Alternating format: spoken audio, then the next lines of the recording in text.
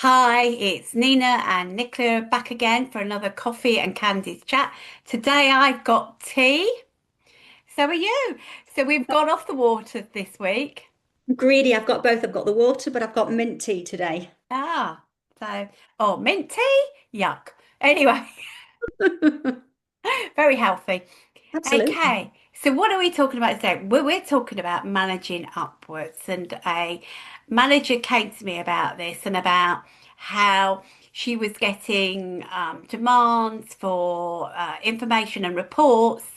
So they would ask on a Monday and they'd want it by a Tuesday or a Wednesday, and it was about pulling a lot of information into these reports. So she felt really quite frustrated, overwhelmed, stressed out. You can imagine it, can't you? And it's how do you manage upwards when you're in those situations? But there are other situations when you need to manage upwards as well. So Nina, we're going to talk about this today, aren't we? We are, yes. And Okay. actually, when you first, because Nicola is the one that organises our candid chats and she prepares what we're going to talk about. So actually, when it came through, I thought, "Ugh." Oh my gosh, what do you hear when you hear the phrase managing upwards? And honestly, it sounds a bit cheeky, doesn't it? And it's like, secretly behind you pulling strings behind the scenes. But in reality, when you take a step back and think about it, it's understanding how your boss, your manager, your line manager works, what helps them make the decisions, how they're likely to receive the information, and what you can do to make their life easier Mm. while keeping your sanity intact. Absolutely. So, yes, it does sound very like you're trying to be power mad, you're trying to be influenced over the top. But there are occasions when you do need to do that as well. And that's for the good of probably your team at the time. And generally the managers I see that do that are generally thinking about their team. And so it's quite an interesting one. So, we've talked about what comes to mind because it does make you cringe a bit. Yeah. And have you ever had to have a manager a boss that you've had to quietly manage? Oh, yes, yes, yes, yes. When I look back now, yes, when I was doing my preparation for our chat.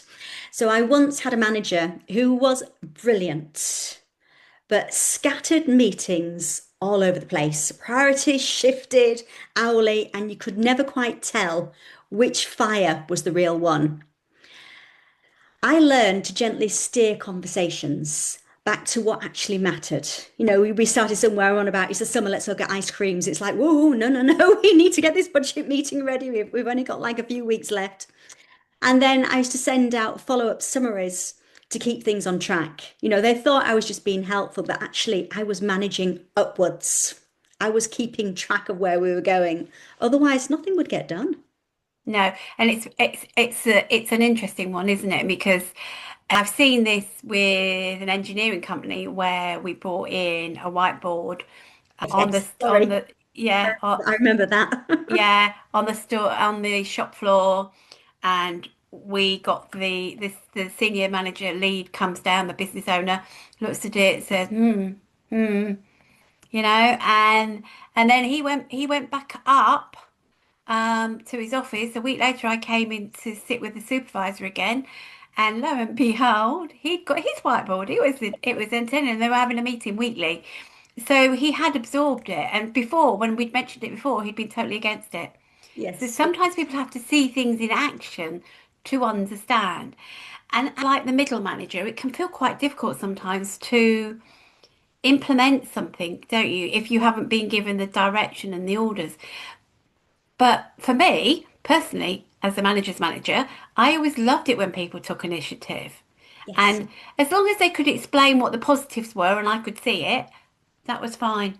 And I think that is really important that we do want initiative in the workplace, don't we? Oh, we do. We do. It's going to, as I always say, what you want to do is work smarter, but not harder. Absolutely. Why do you think this topic makes people feel uncomfortable? I would say people think somebody's being manipulative and it's a bit political and it's kind of you scheming your way up the ladder. But when you take a step back, it's not about ego or control, it's about contribution, emotional intelligence, self preservation. And managing upwards really is just managing relationships in your team. And if you can do that well, everyone wins. Yeah, I think you're right. I think I have seen it when people have been doing it and it's been very political, but it stands out a mile. When you're doing it for the good of the business, the good of the team, it comes across completely differently. And I can remember having a manager who would come in on a Monday morning and he'd be as miserable as sin. And we were an operational team sat on the top floor and we'd all be there and everybody would be heads down, not daring to say a word because his whole behaviour made everybody else subdued and awful. And it was not a good start to a week. So in the end, I decided I had to sell him. I had to say, do you realise how you're affecting the rest of the team? And sometimes part of managing upwards is giving those hard messages to your manager. It is, it is, it is. And you actually learn who the good managers are because if a manager can actually take it, Yes. I hold my hands up to them, well and Yeah, truly. But exactly. yeah, but again, it's still when you, I still find it funny. It's like when I first heard the phrase managing upwards, I did laugh because it sounds like something straight out of a corporate handbook, doesn't it? It does, it does. Yeah. And interesting. What do you think the line is between being helpful and feeling like you're babysitting your manager? I would say you feel that your manager can actually do the job that they're paid to do. They are there to manage you and your team. If you feel that they're actually out of the depth and you are babysitting them because you're doing everything for them and they're just maybe either sat at their desk, head down, headphones in, doing something completely different. Does that make sense? Yeah, no, it does make sense to me because I think you're right. I think when somebody's got the skills and the soft skills as well, and you're just giving them like helpful warnings or you're sharing insights that you've got or have we thought about doing it this way, then you're supporting them. But I think if you're having to cover every single thing because they're Hmm. not up to the job, I think No, that changes it completely. it And does. and that concerns me that the senior managers above them are not spotting it. No, not at all. And that's kind of something that we discussed a couple of weeks ago. And it's where, people are promoted into a job not because they can do it, because the person above them can't do their job and they're surrounding themselves with like-minded people. And it isn't good for the company, the business, staff morale, because you just feel as though you're being used. And You it's do. You yeah, do. we've said that before, like I support ladies going back to the workplace maybe after raising a family or being bullied out the workplace or for another number of reasons. And some of the ladies are like, I've been in a job, they'd lost the confidence to raise the family. So they returned to the workplace after maybe 7 or 8 years. And they thought, right, I'll stay for a year, get my confidence going. And then it's 5 years, 10 years, or even 20 years. And what you find is these ladies' job description hasn't changed. They are still on the very basic low pay that they can get away with being paid, but they are, as you say, managing Manage. their managers in Yeah. what they need to do. They're doing everything, they're running everything and not Yeah. being rewarded for it. Because they've got all the skills, they've built them up over the years, they've absorbed how the department works, etc. Now, it's Exactly. interesting. Some managers can react badly to being managed upwards. So I think it's really key that when you do it, if you're bringing in, making a suggestion, that you bring it in with your evidence, because they can't dismiss evidence, can they? Shouldn't. No. Shouldn't. I'm having There to speaks give somebody that. who's struggled then with somebody like that. Yes. That could be an interesting story. Yeah, we'll cover it in future weeks. Yeah. Okay. So, do you think sometimes people lose confidence when talking to senior leaders? Yes, I do. I do. And I would say this is a common fear, especially with ladies, especially women. The worry that you're being too honest or too assertive and you'd be labeled as difficult or bossy. So many, and again, it's ladies because that's who I mainly work with, often soften their words, add extra apologies, like we said the other week about saying sorry all the time, downplaying what they really want to say just to keep the peace. Yeah. I did that the other week when I had my car issues with a mechanic, and I knew things were not brilliant. And I kind of wanted to end our contract with them, even though nothing had started. And he went off on one, and I was calming him down. So it's something that ladies well and truly do. But the truth is, being direct isn't the problem. It's how we do it. You can absolutely be so clear, so assertive while staying respectful and composed. It's about intention and delivery. If your goal is to prove a point and win this conversation, it can come across as very defensive. Yeah. But if your goal is to move things forward, solve a problem, seek understanding, your tone and language naturally shift. That's when directness becomes constructive rather than confrontational. Yeah, absolutely. Absolutely. It's about, some of it's, to me, it's about manners as well. How, when you say directness, I think I've seen some people, and that would be in the DIS profile, the D, the dominant person, will be very, and I've had an example of it this week, funnily enough. The messages are very terse and to the point. I think you have to remember to bring in your manners into all of this. Please, thank you. I also think you need to think about, and you've just reminded me of it, is that we need to stop making assumptions, because when somebody can be terse and abrupt, and I found myself doing it, hands up, I was like, oh, here they go. They're the judge. They're judging because I haven't done something. They're saying, I'm not with it, that sort of thing. And those thoughts went through my head, and then I had to pull myself back. And in fact, I was going to write a post about this, because then I pulled myself back and I said, well, I'm judging them, so I'm as bad as them because Mm. I'm judging what they're thinking. So sometimes you have to stop and have a conversation where you go in curious to find out, why are they thinking this, and what am I going to do about it? And so this is where I was coming from. So instead of sending an email that says, I've thought of this idea and I think this would make better, sometimes Mm. that face-to-face conversation, when you go in with curiosity, and I've looked at this, I've got this evidence, I think, what if we do this? What do you think to it? That puts it on a whole ball game, doesn't it? Oh, it really does because words get lost in emails. People, if they don't read the email properly or they're on the, maybe on another call or someone's interrupting them, it's sort of like mistrued. You just ooh, it get upside down. But actually speaking to someone, seeing someone's facial expressions, or maybe how describing it like I do with my hands, it makes people see it clearer, well and truly. It And does. I often remind my clients actually that you're not responsible for someone else's discomfort. When you communicate truthfully and kindly, you're, however, responsible for how you deliver your message. If that makes sense with what we're talking about. Yeah, absolutely. So I think there's some key things that we're pulling out here, is that first of all, don't make assumptions, don't go into the judge mode, that voice in your head that's thinking the worst, or they're judging me, they're thinking I'm not doing a good enough job, whatever. But also that there's about trying to understand what's going on with the other person. So as we've just pulled out, better to have that conversation as well. Face to face if possible, Yeah. and it's just pair with honesty, empathy, clarity, and calmness. Yeah, yeah. And remember the tips of the fingers when you do it. And I gave that tip to somebody last night who'd got to do a presentation, a speech, and I noticed she was doing it very quietly under her papers. So, Wonderful.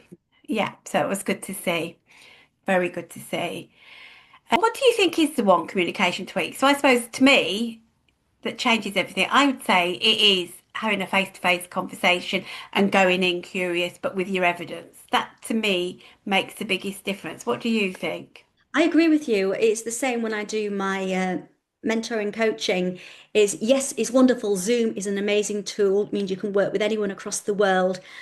And when I'm not carless, as I still am at the moment, I I make a point. I prefer to even drive across to see, it could be half an hour and an hour's drive to go see someone because you get so much more when you are face to face with somebody. You Yeah. feel their energy. You can feel if something's uptight, something's upsetting them. You can have a little chat before you actually get to talk about what you need to talk about.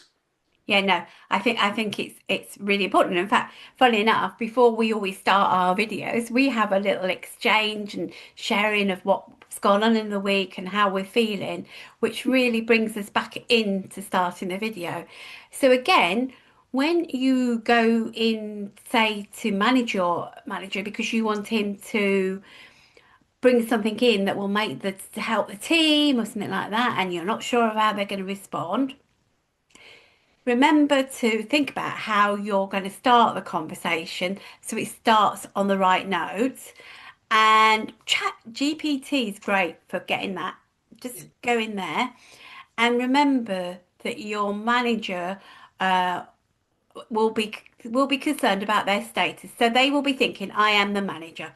So you have to approach it in the right way that you're acknowledging that they're the manager, Hmm. and they want to be certain of their role in the team, so they need to be certain that they are the team lead. So again, it's an idea. I just wanted to run it past you. Here's my evidence. What do you think? Exactly, exactly. And if it's about you've been given information and asked to do a report suddenly, it's fine to challenge in a constructive way. You know, this is going to take me so long to pull this information together. It's going to mean I'm going to have to do extra hours. Is that okay? Or can we extend the deadline? There's nothing wrong with challenging a deadline. No, exactly. There isn't. We are only human and we Yeah, can do what we can actually do. And, like a lot of your posts recently, you do not want to be awake at 3 in the morning having thoughts and conversations, what I should have done, what I should have said. You're out of work, you're not being paid for those hours. So you really yeah. have to be mindful.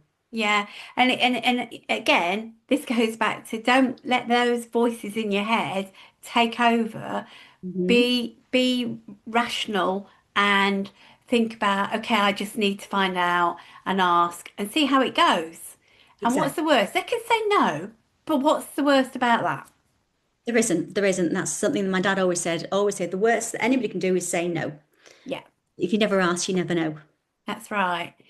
So, what's your reaction if your boss was to ignore your ideas? It gets very frustrating, to be honest. You feel dismissed. You think, oh, they're not even interested in me. They don't see me for the real person. I'm not Nina. I'm just a number here.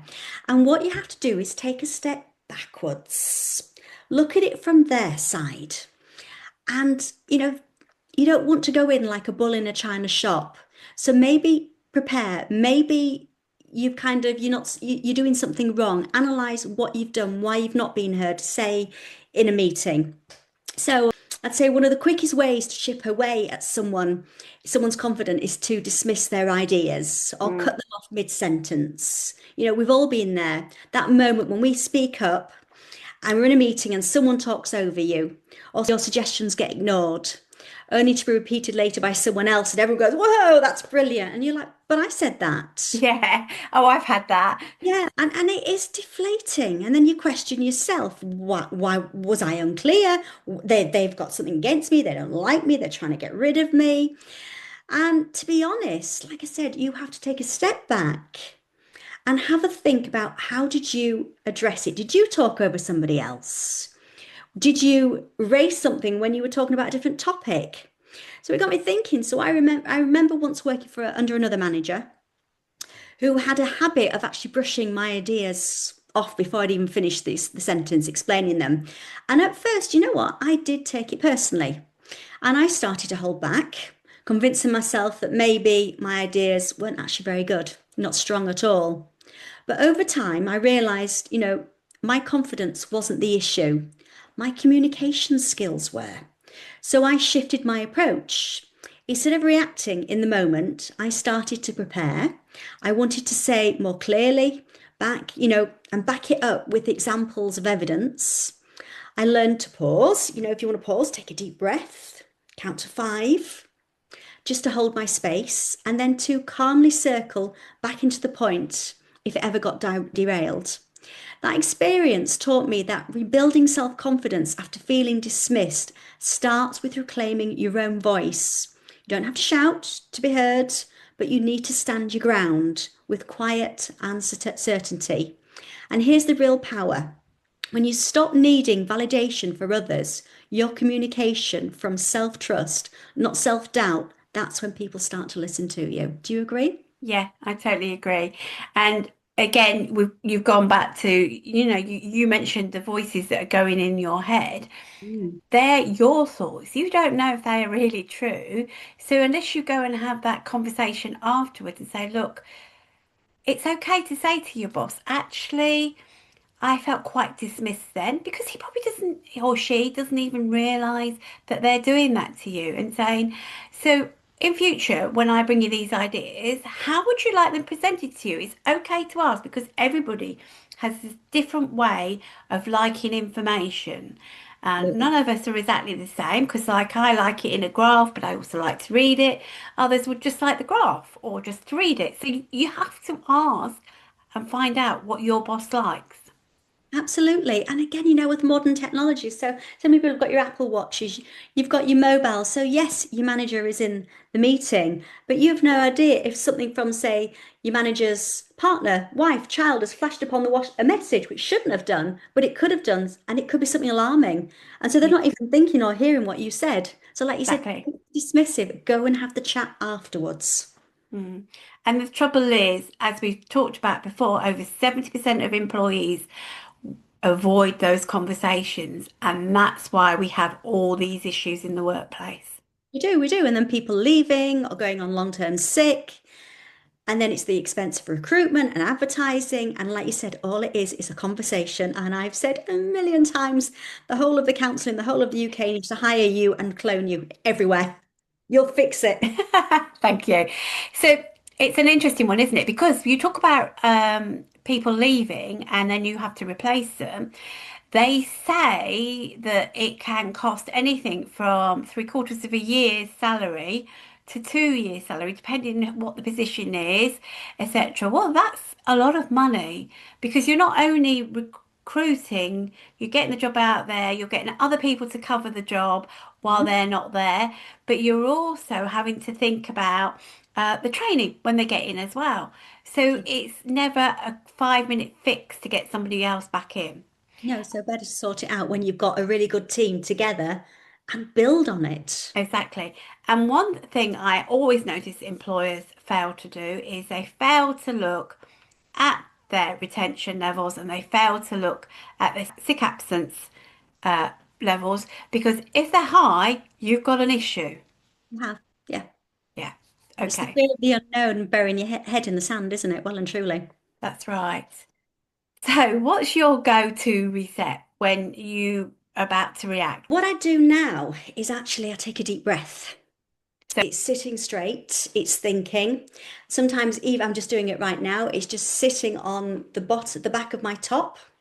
So you sit up and just take a deep breath and listen. What I also is I always have a pad with me and a pen and I'd make some notes. So before you react, just write yourself a note down, have a think about it. And it's like, is it important? Can it wait? Is it best to have a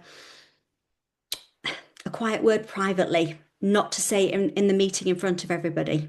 Or even if it's a one-to-one, is the timing appropriate? Before, oh, I used to react, I used to get, I was terrible. But again, that was, I think, my age, being naive, thinking I knew more than I did. So I'd say as you've got older, I know how to turn something on its head. And that's what I often say is my mum always said to me about the Eiffel Tower. So if you've got a problem and like if you're going to react, you've got a problem. So you've got like the Eiffel Tower and you've got your problem on the point at the top, it's going to fall off. So I always turn the Eiffel Tower upside down with the point at the bottom, the shoulders at the top, and your problem's not as big. So you can start having to think. So that's like I say, when you've got your pad, write a few of the different words to think about. absolutely. And it's interesting, isn't it? As the older I've got, the more I realise what seemed big at the time. Mm. is actually just a mere blip. Absolutely, absolutely. And if you do go in like a bull in a china shop, it just blows out of control. Da da da da da. And I look back at the bullying when I went through it at the local authority, and I had my back up well and truly. And the team, well, the line manager, she had hers up, and she was younger than me, and she didn't listen. But maybe if I dealt with it a different way, it might not have happened the way it did, and it got nasty and personal. But like you said, as you get older, you look at things in a different way. Yeah, I think you get to the stage where you can look back and reflect and learn lessons because Hmm. it's never just one side, it's two sides. Whatever we want to think in our head, it's always both sides of have jarred for some reason, and Absolutely. it's working out what did you do that time so you don't do it again. Exactly, exactly. And again, it's having those 3 a.m. wake up calls and you're all these conversations going off in your mind, and then you convince yourself, and it just goes off like a tangent in the wrong way. So Yeah, now I take a breath, I think about it. and you've made a very good point there because as well, um, what happens is we all see things differently. Every single one of us has a different perception of something that happens. So Hmm. we have to remember that when we're thinking about those conversations that have gone wrong, or those events that have happened in the workplace. Well, actually, I saw it like this, but they may have seen it differently. So again, this goes back to being curious and having that conversation. It does, it does. And again, when I work with clients, and often, people have got their backup about their managers or somebody that they work with. And I always suggest that they go and get Louise Hay's You Can Heal Yourself. Look at chapter 11. I often send chapter 11 to them. And it just makes you look at everything different, because if you're going in there and I've already got in your head that they're picking on you for a reason. This, it's not fair. You're giving out the wrong vibes, and it's being picked up by everyone. And this chapter, chapter 11, turns it on its head like the Eiffel Tower. And anybody listen, I'd suggest you now go and just Google now, ask ChatGPT to give you chapter 11 and read through it. And I bet you can relate to it and All solve the right, I have problem. read that, so I will have a look at that Mm. later. Yeah. Okay, so that kind of plays into what helps turn the dynamic from them versus me into collaboration. Because if you read that, that will give you some insight straight away by the sound of it. It will do, and I will send it to you after our chat. Okay, so it is, and we've touched on this a lot, being curious, having the conversation. Is there anything else you'd mention about turning the dynamic? I just say you're gonna have your boundaries, have your confidence, your habits. It's preparation. Always be prepared, and just take a step back. Don't go off on one. Just take a step back, have a think. And like I said, it might not just be your manager, it could be somebody else in that team meeting that for some reason, you've always clashed with. Go and Mm. have a little meeting with them and said, let's go and have a coffee.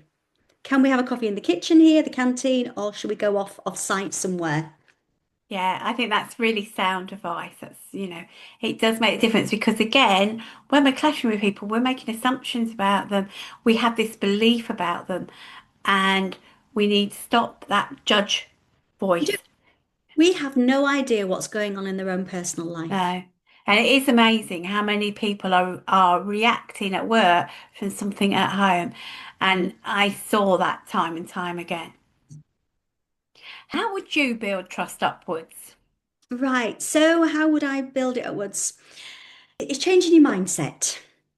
I think so. And I think It's, we've covered a lot as well, like curiosity, yes, also asking really good questions to understand what's going on, I think. And I think about understanding. Do you know, this is something that often gets forgotten. It's about understanding the business goals and making sure they're shared goals. We often forget about that because we all have this big why, our purpose. And mhm. if we don't buy into those shared goals, then we're not going to do the job we need to do. So it's really important that you make sure you're on the same wavelength as the business and your manager. And if you don't understand the goals, ask. Again, we're back to conversation. It is back to conversation. And again, you spend more time in your place of work than maybe you do with your family at home. And if you're not enjoying it or you don't understand it, you may actually have to think about changing jobs, changing, going somewhere else if you're not getting on with people. But you want to, before that, you want to try and change your own mindset.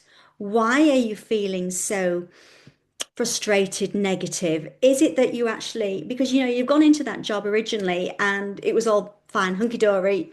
Like I say, it could have been your first job after raising a family, you're enjoying it. What suddenly happened to change how you feel in that workplace?